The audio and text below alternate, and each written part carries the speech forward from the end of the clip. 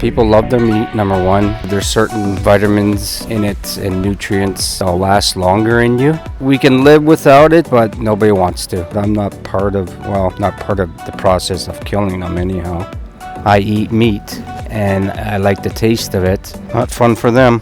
It's like worse than jail. Not a good existence. Oh God. Oh my God, look at them all packed in. They're suffering like crazy, right? It's horrible. Not a good way to go. That's a really tricky question, actually. You seem like a very free-thinking, open-minded person. Would you think that you would like to be part of that change, or wait for others to change and then to follow? Tough question.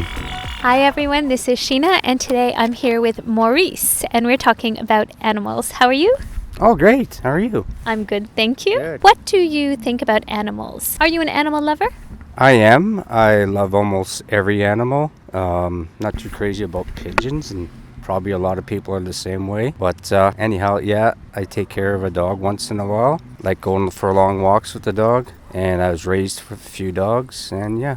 What do you think about animal abuse or people who abuse animals? Oh, that's horrible. It's hard to catch them, I guess. They probably should make some better laws about it, I guess. It's a real turnoff when they do that. I got no respect for them. What is it about animals that makes you think they shouldn't be abused? Well, they're a living being, just like everything else, like even the trees and whatnot. And they feel pain like humans and everything else. They don't deserve to be treated like that. And that's not the way life should be, and they have a short life. Yeah. Exactly, I couldn't agree with you more. The third question is a bit trickier. There's no judgment here because I myself paid for it for many, many, many years. Are there any industries where you pay for animals to be abused and killed? And by that I mean, do you consume meat, dairy, eggs, and fish? I do. I guess that's a little bit controversial. But they're changing some of the rules, and you have to eat some of it to have a balance in the world too. You know, too much of one species could ruin other species and whatnot, but try not to over-abuse it, I guess, but that's a really tricky question, actually. Do you think you need to eat animals to be healthy or survive? You mentioned before that, in balance, perhaps a little bit is okay. Do you think we need to eat animals to be healthy or survive?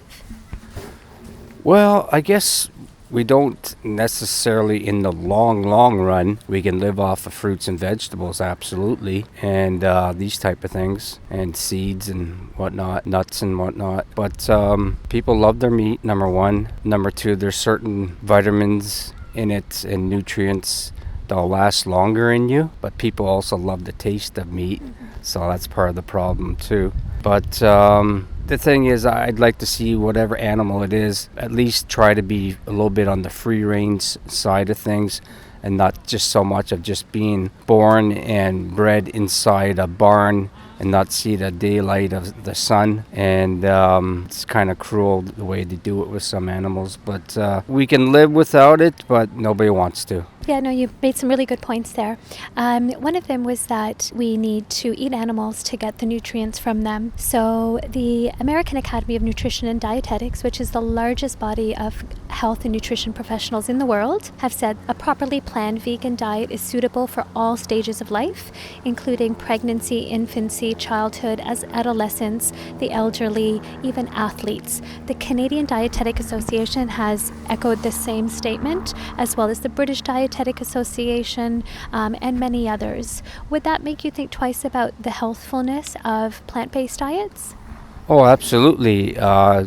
You get the right information, and that encourages a little bit more, I believe. But the whole thing is the information has to get out there to everybody, and that's the problem with a lot of information out there, and false information is the big problem also, because a lot of these people that are selling the meat, that's their livelihood and whatnot, and they'll do whatever they can to keep selling it and maybe even misinformation you. And yeah, Yeah, it's great that you mentioned that because you've probably seen, the amount of misinformation, which is kind of information that's passed down with good intention, like from family, friends, things like that, but don't really have any science behind it that you Right. need meat and dairy to be healthy, you need dairy for calcium, you need meat for protein, and then other information that's called disinformation that's been intentionally put out there by the industry to confuse us.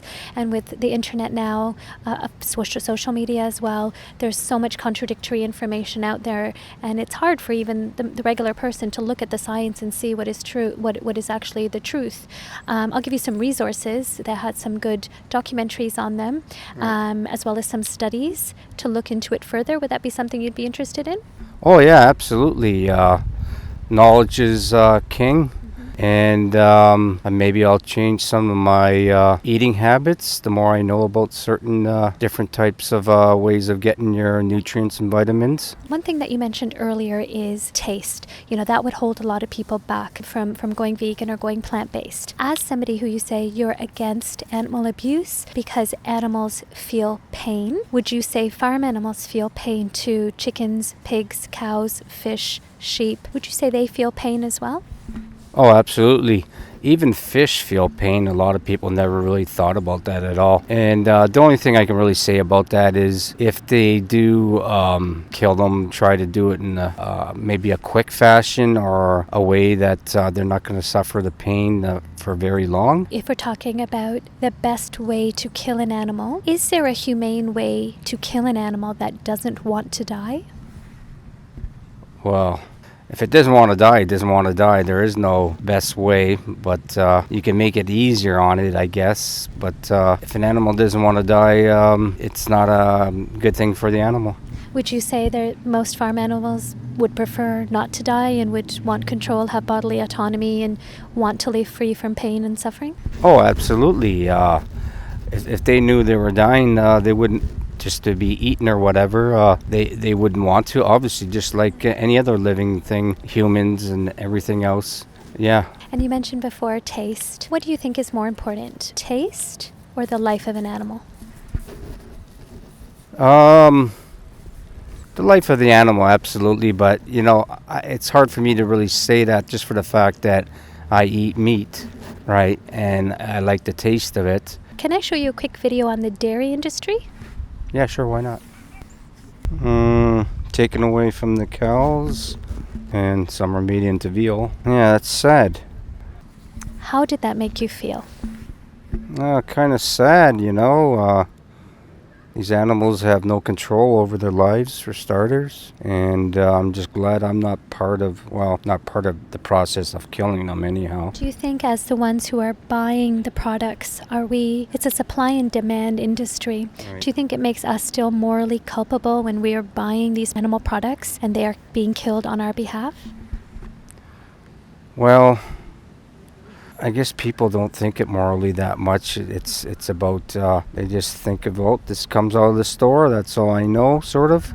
I need to eat, and everybody else is doing it, sort of, Monkey see, monkey do also, right? Now that you've seen where dairy comes from, would you consider buying soy milk, oat milk, almond milk, cashew milk, and what you saw in the video not happening because of you? Well, yeah, there's other options of getting milk, like you said. It all depends on whether you can adapt to the taste of it, and seeing more of the product around would help probably too, and a little more education about it too. What would hold you back here in Toronto? What would hold you back from, say, going plant-based or going vegan? Partly the taste, right? That slight difference in taste between an animal chicken or a plant-based chicken, what's worth more, the taste or the life of an animal? Well, that slight difference. Bottom line, it would be the animal. But, a lot of these plant-based things, there's a bit of a stigma to it that, it doesn't taste as good.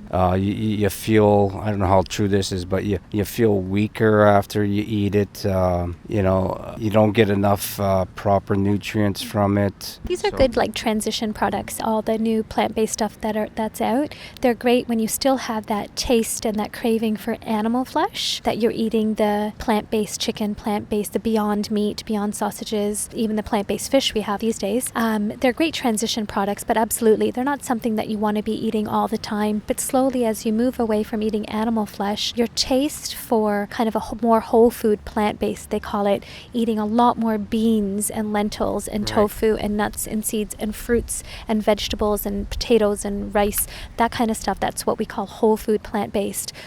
You start incorporating more of those into your diet, and your taste for the plant-based meats really goes down, and you find that's when the real health benefits kick in. Yeah, oh, absolutely. Like I sort of like almost like eat anything, but I do like to have lots of vegetables and fruits in there too. And it's true. The more you eat of it, the more you'll enjoy it, I guess you can say, because you're getting used to it. And you notice the small changes in your body, how good it makes you feel. Yeah, I guess it takes a while, but that's a true fact. And right, yeah. Do you have any questions for me? Oh, yes, I do actually. What do you think about now they can grow meat in sort of like a test tube type of process? You know about that? Yeah, I think they call it cell cultured meat. Okay, right. Yeah, so I do think it's great. You know, we're doing away with a lot of the environmental degradation and, number one, the cruelty that goes on, because animals don't have to be slaughtered to create the cell cultured meat. It's not personally something I would have, because it doesn't negate the health risks of eating beef or drinking milk, because the health risks are still there. High cholesterol, high saturated fat. Dairy is very much linked to breast cancer, prostate cancer. 60% of us are lactose intolerant. It doesn't take away all the health risks if you're having the cell cultured meat, but I definitely think it's a great option to reduce animal suffering and environmental degradation. Yeah, this is what we need in the world, options. Yes. Right. I agree. I absolutely agree. Do you eat pig? I do. Can I show you a video on the pork industry? Sure, why not? Well, that doesn't look very free-ranged. Not fun for them. That's horrible. It's like worse than jail. Not a good existence. Oh, God. Oh, my God. Look at them all packed in. Horrible. They're suffering like crazy, right? It's horrible. Not a good way to go. I couldn't do that. Do you think, so saying that you couldn't do it, do you think we should be then paying somebody to do it for us? Well, people got to get paid to give us the product, but not in that way, I think. But, you know, it's not me to say how to do it. It's the industry, the rules. It is a supply and demand industry, so the more we demand products that don't come from animals, the more they supply them, the more the workforce goes into those areas. Same as the tobacco industry. As it was dying, people were transitioning to different industries. It's the same with the meat and dairy industry. But as the tobacco industry, of course, it took so many years for people to realize the dangers of tobacco and for the government to, and they still haven't really outlawed tobacco products, although they know how sick it makes us. Right. It can take many, many more years for them to do the same with meat, dairy, eggs. But when we as a consumer stop funding the industry 3 times a day, it does have a much quicker and a much more impactful impact. So really, it's in we have the power as the consumer. What do you think about that? Oh, that's all true. Absolutely. Like you said, supply and demand. That's the whole thing. But if the people started not eat as much, we'll say, then they don't have to breed and slaughter as much, right? But you have to get everybody on board. That's a big problem. But get the information out there. That's probably one of the best ways for now to do it. A lot of people, like we said earlier, are misinformed or not informed. Yeah, absolutely. And, you know, with any other kind of, I guess, social justice movement or any movement, it does take, some people will be the people to wait for the critical mass, to wait for the masses to go towards that direction, or we can be part of the change. We see already the change is happening. So many more vegan products available. And, you know, you seem like a very free-thinking, open-minded person. Would you say, would you think that you would like to be part of that change, or wait for others to change and then to follow? Tough question. I'd like to be part of the change, but it's all about also having the time and learning more about it. Would you like to take some resources? I have some brochures with some films and some documentaries to watch, and also some links of groups to join that provide you with a mentor. One of them is Challenge 22. They provide you with a free mentor. Right. And you can ask any questions you like. Plenty of recipes. Would that be something you'd be interested in? Oh, yeah. I'd like to get the information, no doubt about it. and that way I can make a little bit better decisions and hopefully quicker decisions, and feed the information. Cool. Okay, do you have any other questions for me?